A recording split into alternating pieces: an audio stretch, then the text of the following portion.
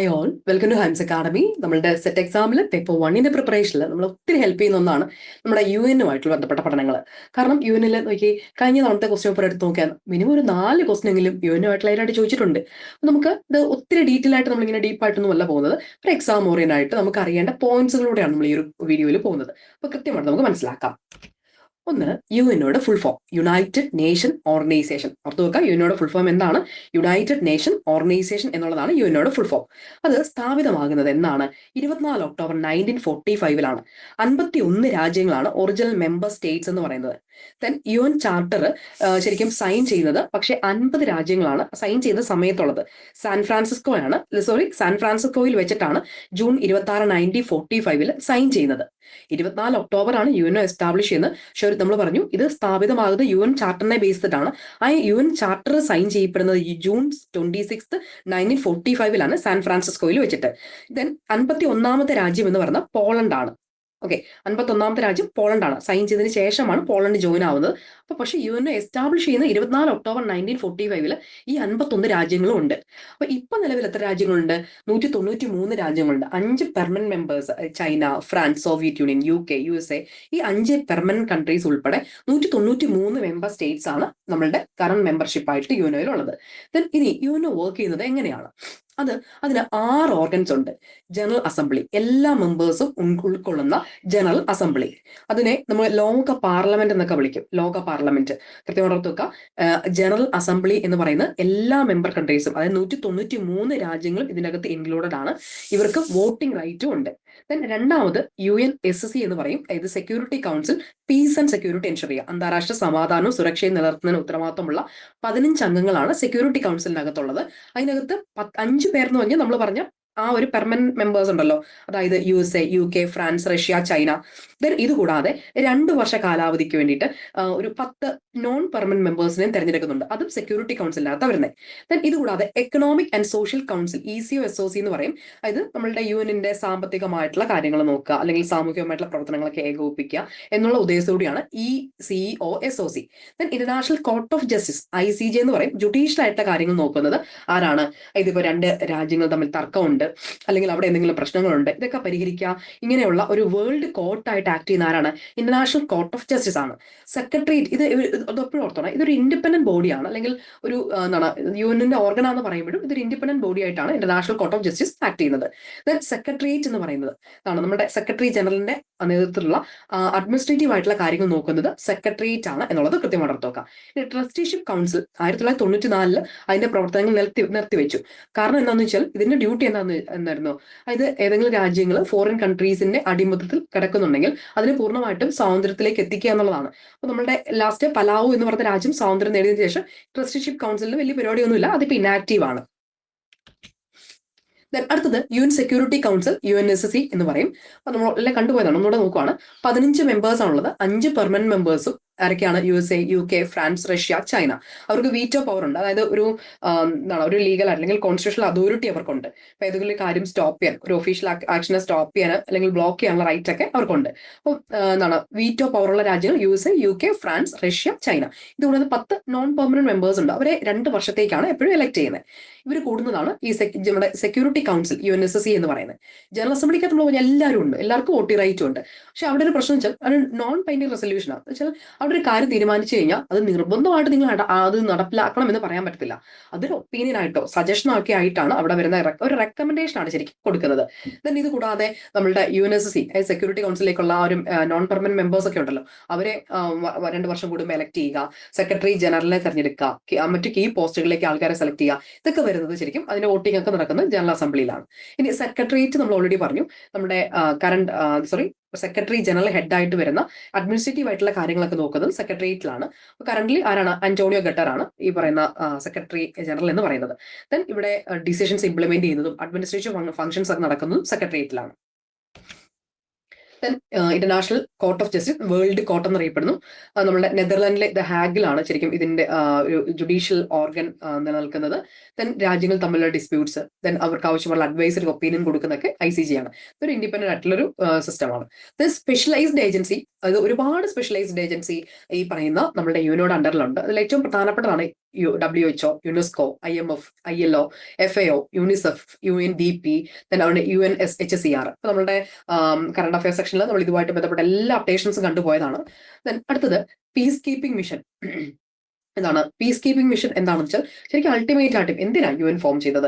അത് രാജ്യത്ത് സമാധാനം, രാജ്യത്തല്ല ലോകത്ത് സമാധാനം കൊണ്ടുവരിക എന്നുള്ളതാണ്. Maintain peace in conflict zones world wide. ലോകത്ത് എവിടെയൊക്കെ എവിടെ അസമാധാനമുണ്ടോ അവിടെയൊക്കെ സമാധാനം എത്തിക്കുക, ഒരു അന്താരാഷ്ട്ര സമാധാനം എൻഷുർ ചെയ്യാൻ വേണ്ടിയിട്ടാണ് നമ്മുടെ UN സ്ഥാപിതമായത്. അടുത്തത് കീ ഇനിഷ്യേറ്റീവ്സ് ആൻഡ് ഡോക്യുമെന്റ്സ്. ഒരുപാട് ഇനിഷ്യേറ്റീവ് നമ്മുടെ UN ഭാഗത്തുണ്ട്. അതിൽ പ്രധാനപ്പെട്ടാണ് നമ്മൾ നോക്കി പോകുന്നത്. നമുക്കറിയാം ഹ്യൂമൻ റൈറ്റ്സ് ഡേ ഒക്കെ എസ്റ്റാബ്ലിഷ് ചെയ്തിട്ടുണ്ട്. അപ്പൊ അതിന്റെ ബേസിൽ universal declaration of human rights 1948 ഒരു ഇനിഷ്യേറ്റീവ് ആണ്. Millennium development goal MDG, then sustainable development goal SDG, then responsibility to protect doctrine. ഇത് 4 കൃത്യമായിട്ട് ഓർത്തു വെക്കാം. ഇത് 4 UN key initiatives and documents ആണെന്നുള്ളത് കൃത്യമായിട്ട് ഓർത്തു വെക്കാം. അടുത്തത് ഇമ്പോർട്ടന്റ് ഡേറ്റ്സ്. നമുക്കറിയാം UN ഡേ 24 ഒക്ടോബർ ആണ്. അതുപോലെ തന്നെ UN പ്രഖ്യാപിച്ച മറ്റൊരു ദിവസമാണ് human right day 10 December. Then അതുപോലെ തന്നെ world environment day 5 June UNEP declare ചെയ്താണ്. ഈ 3 ദിവസങ്ങളും UN പഠിക്കുമ്പോൾ കൃത്യമായിട്ട് ഓർത്തു വെക്കേണ്ടതാണ്. കാരണം ഇങ്ങനെ സ്റ്റേറ്റ്മെന്റ് ടൈപ്പ് ഓഫ് ക്വസ്റ്റൻസ് ആണ് വരുന്നത്. അപ്പൊ അതിനകത്ത് 4 സ്റ്റേറ്റ്മെന്റ്സിനകത്ത് നമുക്ക് ഇത് ഏതാണ് ശരിയായെന്ന് കണ്ടുപിടിക്കണമെങ്കിൽ ഇതെല്ലാം നമ്മൾ അറിഞ്ഞിരിക്കണം. UN ഡേ 24 ഒക്ടോബർ, 10 ഡിസംബർ ആണ് human right day, then world environment day 5 June ആണ് UNEP എസ്റ്റാബ്ലിഷ് ചെയ്തത്. ദെൻ ഇനി മെമ്പർഷിപ്പ് പ്ലസ് ഓർഗൻസ് ഒന്നുകൂടെ കാണാം. ഒരു പുതിയൊരു മെമ്പറെ അഡ്മിറ്റ് ചെയ്യുന്നത് നമ്മളുടെ സെക്യൂരിറ്റി കൗൺസിലിന്റെ admitted by General Assembly on recommendation of Security Council. Security Council recommendation base ചെയ്തിട്ടാണ് ജനറൽ അസംബ്ലിയിലേക്ക് ഒരു പുതിയ മെമ്പർ കൺട്രീനെ എപ്പോഴും ആഡ് ചെയ്യുന്നത്. ടോട്ടൽ മെമ്പർഷിപ്പ് നമ്മൾ പറഞ്ഞു 2025 എത്തുമ്പോൾ 193 രാജ്യങ്ങളുണ്ട്. ഏറ്റവും ലാസ്റ്റത്തെ മെമ്പർ കൺട്രി എന്ന് പറഞ്ഞത് സൗത്ത് സുഡാൻ ആണ്. അത് ജോയിൻ ചെയ്തത് 2011 ഇനി പ്രിൻസിപ്പൽ ഓർഗൻസ് നമ്മൾ ഓൾറെഡി കണ്ടു. General assembly, security council, economic and social council, international court of justice, trusteeship കൗൺസിലിന് ഇപ്പൊ വലിയ പണിയൊന്നും ഇല്ലാത്തത് കൊണ്ട് അവിടെ വെറുതെ ഇരിക്കുന്നു. Then secretariat. ഇത്രയാണ് പ്രധാനപ്പെട്ട പ്രിൻസിപ്പൽ ഓർഗൻസ്. ഇത് കൂടാതെ ഇതിന്റെ മെയിൻ പേർപ്പസ് ഒന്ന് ഓർത്ത് നോക്കാം. ഇതിന്റെ പ്രധാനപ്പെട്ട ഒബ്ജക്റ്റീവ് എന്ന് പറയുന്നത് security, justice, welfare, human rights. എന്തൊക്കെയാണ്? Security, justice, welfare, human rights എന്നുള്ളതാണ്. ഇത് കൂടാതെ ഇതിന് 3 പുതിയ ഒബ്ജക്റ്റീവ്സ് ഉണ്ട്. Disarm, decolonise and develop. Disarm എന്ന് പറഞ്ഞു കഴിഞ്ഞാൽ ശരിക്കും നമ്മൾ ന്യൂക്ലിയർ വെപ്പൺസ് ഒക്കെ യൂസ് ചെയ്യുന്നതിൽ നിന്നും രാജ്യങ്ങളെ തടയുക, അതിനെ ബോധവൽക്കരിക്കുക എന്നുള്ളതാണ് ഡിസാം എന്ന് പറയുന്ന ഒരു ലക്ഷ്യം. അടുത്തത് രണ്ടാമത്തേത് ഡിസ്കോളനൈസ്, അതായത് രാജ്യങ്ങളുടെ പൂർണ്ണമായിട്ടുള്ള സ്വാതന്ത്ര്യം. ഇത് ഡെവലപ്മെന്റ്, രാജ്യങ്ങളുടെ അതായത് ലോകം മുഴുവൻ നല്ല രീതിയിൽ ഒരു social, economic and sustainable development ensure ചെയ്യുക എന്നുള്ളതാണ് പ്രധാനമായിട്ടും ഇതിന്റെ മറ്റ് 3 പുതിയ ഒബ്ജക്റ്റീവ്സ് എന്ന് പറഞ്ഞത്. ഇനി ഇവരുടെ ഈ യൂണിയനിലുള്ള ഒഫീഷ്യൽ ലാംഗ്വേജ് എത്ര എണ്ണം ഉണ്ട്? 6 ലാംഗ്വേജ് ഉണ്ട്. English, French, Chinese, Russian, Arabic, Spanish എന്നീ 6 ലാംഗ്വേജ് ഉണ്ട്. ദെൻ ഇത് കൂടാതെ ഒരു കാര്യം ഇവിടെ വളരെ കൃത്യമായിട്ട് നമ്മൾ ഓർത്തു വെക്കണം. ഇംഗ്ലീഷും ഫ്രഞ്ചും മാത്രമേ പക്ഷെ വർക്കിംഗ് ലാംഗ്വേജ് ഉള്ളൂ. 6 ഒഫീഷ്യൽ ലാംഗ്വേജ് ഉണ്ട്. Okay, English, French, Chinese, Russian, Arabic, Spanish ഉണ്ട്. പക്ഷെ വർക്കിംഗ് ലാംഗ്വേജ് ഏതൊക്കെയേ ഉള്ളൂ? ഇംഗ്ലീഷും ഫ്രഞ്ചും മാത്രമേ ഉപയോഗിക്കുന്നുള്ളൂ. നമ്മുടെ സെക്രട്ടറി ജനറലിനെ മറക്കരുത്, അന്റോണിയോ ഗട്ടേഴ്സ്. കൃത്യമായിട്ട് ഓർത്ത് വെക്കാം. അടുത്തത് ഒരാളെയും കൂടെ ഓർക്കണം. UN ജനറൽ അസംബ്ലിയുടെ പ്രസിഡന്റ് ആരാണ്? അന്നലേന ബായർബോക്ക്. ഓക്കെ, അന്നലേനെ ഒന്ന് ഓർത്തോണം. UN ജനറൽ അസംബ്ലിയുടെ പ്രസിഡന്റ് ആണ് അന്നലേന. ദെൻ ഇനി നമുക്ക് ക്വസ്റ്റൻസ് ആണ് നോക്കുന്നത്. ഒന്ന്, in addition to headquarters located in New York, the United Nation has major office in 3 cities. നമ്മൾ പറഞ്ഞു USA ന്യൂയോർക്കിലാണ് ഹെഡ് ക്വാർട്ടേഴ്സ്. പക്ഷെ ഇത് കൂടാതെ ഇതിന് പ്രധാനപ്പെട്ട 3 ഓഫീസുകളൂടെ ഉണ്ട്. എവിടെയാണ്? Geneva, Nairobi, Vienna. ഇത് മറക്കരുത്. 3 സ്ഥലങ്ങളിൽ ഇതിന്റെ പ്രധാനപ്പെട്ട 3 ഓഫീസുകളും കൂടെ ഉണ്ട്. Geneva, Nairobi and Vienna. ഇത്രയും ക്വസ്റ്റൻസ് ആണ് നമുക്ക് നമ്മൾ ഇതാണ് ഇത്രയും ക്വസ്റ്റൻസ് അല്ല, ഈ ഒരു ക്വസ്റ്റ്യൻ നമ്മൾ ഈ ഒരു കാര്യം കൃത്യമായിട്ട് പഠിച്ചു വെക്കണം. കാരണം ഇത് കഴിഞ്ഞ തവണ ചോദിച്ചതാണ്. ഇനി നമുക്ക് അടുത്ത തവണ ചോദിക്കുന്നില്ലായിരിക്കും, എന്നാലും ഇത് ഓർത്തു വെക്കാം. അപ്പൊ മേജർ ഓഫീസ് നമുക്ക് ഹെഡ് ക്വാർട്ടേഴ്സ് ന്യൂയോർക്കിലുണ്ട്. ഇത് കൂടാതെ 3 മേജർ ഓഫീസ് ഉണ്ട്. Geneva, Nairobi and Vienna. നമുക്ക് പ്രധാനപ്പെട്ട കുറച്ച് ക്വസ്റ്റൻസ് നോക്കിപ്പോ. When was United Nation officially founded? Officially അത് സ്ഥാപിതമാകുന്നത് 1945 ഒക്ടോബർ 24 മറക്കരുത്. 1945 October 24. Then where was the United Nation founded in 1945? അവിടെ നമുക്കൊരു ഡൗട്ട് തോന്നാം, ന്യൂയോർക്ക് സിറ്റി അല്ലേന്ന്. അല്ല, ന്യൂയോർക്ക് സിറ്റി അതിന്റെ ഹെഡ് ക്വാർട്ടേഴ്സ് ആണ്. അത് ഒഫീഷ്യലി സ്ഥാപിതമാകുന്നത് യുഎസിലെ സാൻ ഫ്രാൻസിസ്കോയിൽ വെച്ചിട്ടാണ്. ദെൻ അടുത്തത്, where is the United Nation headquarters located? ഏതാണ്? ന്യൂയോർക്ക് സിറ്റി ആണ്. ഓർത്തു നോക്കാം, where is the United Nation headquarters located? എവിടെയാണ്? ന്യൂയോർക്ക് സിറ്റി ആണ്. ദെൻ അടുത്തത്, how many official language does the UN have? 6 language ആണ് officially നമ്മുടെ UN ഉള്ളത്. Then what is the main goal of United Nation? ഇതാണ് maintain international peace and security. അതാണ് ഏറ്റവും പ്രധാനപ്പെട്ട ലക്ഷ്യം എന്ന് പറയുന്നത്. Then United nation day October 24. Then അടുത്തത് what even does United nation day mark. അതായത് UN ചാർട്ടറിൽ അത് നിലവിൽ വരുന്നതാണ് ശരിക്കും ഏറ്റവും പ്രധാനപ്പെട്ട ഇവന്റ് എന്ന് പറയുന്നത്. UN charter coming into force നിലവിൽ വരുന്നതാണ്. UN ചാർട്ടർ നിലവിൽ വരുന്നതാണ് UN സംബന്ധിച്ചുള്ള ഏറ്റവും ഇമ്പോർട്ടന്റ് ദിവസം. How many member countries does the UN have in 2025? 2025 എത്തുമ്പോൾ 193 രാജ്യങ്ങളാണ് ഉള്ളത്. ദെൻ സെക്രട്ടറി ജനറൽ ആരാണ്? Antonio Guterres.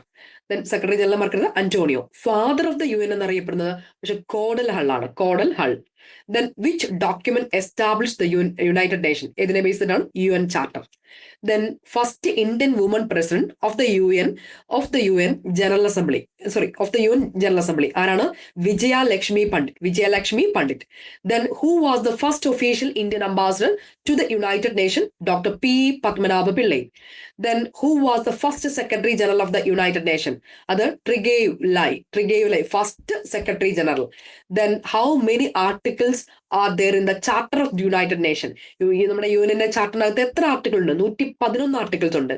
Then current president ആണ് അന്നാലീനയാണ്. Current secretary Antonio. അന്നാലീനയാണ് നമ്മളുടെ കറന്റ് പ്രസിഡന്റ് എന്ന് പറയുന്നത്. Then which organisation is often called world parliament എന്നറിയപ്പെടുന്നത്? ജനറൽ അസംബ്ലിയാണ്. UN general assembly. Then who is the 79th president? ആരാണ്? ഫിലമോൺ യാങ് ആണ് 79th president of general assembly. Then അടുത്തത് who was the first president of the United Nation general assembly? Paul Henri. Who was the first president of the United Nation general assembly? ആരാണ്? Paul Henry. Then who represented British India when it signed the United Nations Charter in 1945? ആരാണ്? നമ്മളുടെ രാമസ്വാമി മുതലിയാറും sir Feroz Khan നൂണും ആണ്. ഓർത്തു വെക്കുക. Who represent British India when it signed United Nation charter in 1945? ഇവിടുന്ന് പോയത് ആരാണ്? സർ രാമസ്വാമി മുതലിയാറും സർ ഫിറോസ് ഖാൻ നൂണും. What does the light blue background of the United Nation flag symbolise? നമുക്കറിയാം അതിന്റെ ഫ്ലാഗ് നമ്മൾ കണ്ടിട്ടുണ്ടാവും. അപ്പൊ അതിന്റെ ആ ഒരു ബ്ലൂ ബാക്ക്ഗ്രൗണ്ട് കാണിക്കുന്നത് പീസ് ആൻഡ് യൂണിറ്റിനെയാണ്. Then who led the team of designers that created United Nation logo? Oliver Lincoln Lundquist എന്ന് പറയുന്ന ഒരു ടീമാണ് അതിന്റെ ആ ഒരു ലോഗോ ഡിസൈൻ ചെയ്തിരിക്കുന്നത്. How many countries participated in the founding of the United Nation in 1945? 51 രാജ്യങ്ങളാണ് ഉള്ളത്. Then how many principal organ does the United Nation have? 6 principal organs ആണുള്ളത്. അതിൽ ഒരെണ്ണം നമ്മൾ പറഞ്ഞു ഡിസ്കണ്ടിന്യൂ ചെയ്തിട്ടുണ്ട്, പക്ഷെ അല്ലെങ്കിൽ ഇന്നാക്റ്റീവ് ആണ് ശരിക്കും അത്. പക്ഷെ എന്നാലും 6 പറയുന്നത് നമ്മൾ.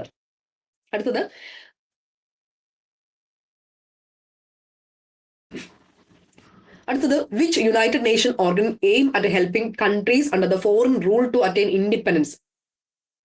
അതാണ് നമ്മളുടെ ഇന്നാക്റ്റീവ് ആയിട്ടുള്ള ട്രസ്റ്റേഷിപ്പ് കൗൺസിൽ ആണ്. രാജ്യങ്ങളുടെ സ്വാതന്ത്ര്യവുമായിട്ട് ബന്ധപ്പെട്ട് അല്ലെങ്കിൽ ഫോറിൻ റൂളിന് അണ്ടറിൽ കഴിയുന്ന രാജ്യങ്ങളെ വിടിവിക്കുക അല്ലെങ്കിൽ അതിന് സ്വാതന്ത്ര്യം നേടിക്കൊടുക്കുക എന്നുള്ള ഉദ്ദേശത്തോടെ വർക്ക് ചെയ്യുന്നത് ട്രസ്റ്റേഷിപ്പ് കൗൺസിൽ ആയിരുന്നു. What is another name for the international court of justice? ICJ എന്ന് പറയുന്ന വേൾഡ് കോർട്ട് എന്ന പേരിലാണ് അറിയപ്പെടുന്നത്. ഓർത്ത് നോക്കുക. ഇന്റർനാഷണൽ അതായത് സ്റ്റേറ്റ്സ് തമ്മിലുള്ള ഡിസ്പ്യൂട്ട്സ് ഹാൻഡിൽ ചെയ്യുക, ദെൻ അവിടെ എന്തെങ്കിലും ഒപ്പീനിയൻ ഒക്കെ ഉണ്ടെങ്കിൽ അത് പറയുക, അതൊക്കെ ചെയ്യുന്നത് നമ്മളുടെ ഇന്റർനാഷണൽ കോർട്ട് ഓഫ് ജസ്റ്റിസ് ആണ്. It's also known as world court. Then the International Criminal Court is part of which organization? അത് UN ഭാഗമാണെങ്കിലും അത് ഒരു ഇൻഡിപെൻഡന്റ് ഓർഗനൈസേഷൻ ആണ്. അതാണ് അതിന്റെ ഏറ്റവും ബെസ്റ്റ് ഡെഫിനിഷൻ. ICC എന്ന് പറയുന്നത് ഒരു ഇൻഡിപെൻഡന്റ് ഓർഗനൈസേഷൻ ആണ്. Which United Nation agency won the Nobel Peace Prize in 1969? അത് കിട്ടിയത് UNHCR നാണ്. UNHCR എന്ന് പറഞ്ഞാൽ United Nation High Commissioner for refugee എന്നുള്ളതാണ്. ഇത്രയാണ് നമുക്ക് ഇതിൽ നിന്ന് കാണാനായിട്ടുള്ളത്. വളരെ ഇമ്പോർട്ടന്റ് ആയിട്ടുള്ള ഒരു സെക്ഷൻ ആണ്. അപ്പൊ കറക്റ്റാണ് നമുക്ക് കണ്ടുപോയി കഴിഞ്ഞാൽ നമുക്ക് അത്യാവശ്യം സ്കോർ ചെയ്യാൻ പറ്റുന്ന ഏരിയ ആണ്. അപ്പൊ ഇങ്ങനെ ഓരോ ക്വസ്റ്റൻസ് ആയിട്ട് എടുത്ത് ചോദിക്കാം, അല്ലെങ്കിൽ ഇതിൽ നിന്ന് 3-4 സ്റ്റേറ്റ്മെന്റ്സ് എടുത്തിട്ട് അതിനെ ബേസ് ചെയ്തിട്ടുള്ള ക്വസ്റ്റൻസ് ആണ് കൂടുതലും വരാൻ സാധ്യതയുള്ളത്. ഇതിൽ ഒരു 3 സ്റ്റേറ്റ്മെന്റ്സ് എടുത്തിട്ട് ഇത് കിട്ടിയിട്ടുണ്ടോ, അല്ലെങ്കിൽ അതിനകത്ത് ഇത്ര ഒഫീഷ്യൽ ലാംഗ്വേജ് ഉണ്ട് എന്നൊക്കെ വെച്ചിട്ട് ചോദ്യങ്ങൾ ചോദിക്കാം. അപ്പം എങ്ങനെയാണെങ്കിൽ നമ്മൾ കൃത്യമായിട്ട് മനസ്സിലാക്കി വെച്ചാൽ നമുക്ക് ഇത് ആൻസർ ചെയ്യാനായിട്ട് പറ്റും. ICT ഒക്കെ നമ്മളുടെ ബാച്ചിൽ ആദ്യം റെക്കോർഡ് കണ്ടു, പിന്നെ അതിനുശേഷം ഇതിൻ്റെ ലൈവ് കണ്ടു, എക്സാം അറ്റൻഡ് ചെയ്തു, പിന്നെ അവസാനം വീണ്ടും ഇതേ നമുക്ക് ലൈവ് കഴിഞ്ഞിരിക്കുന്നു. അതിൻ്റെ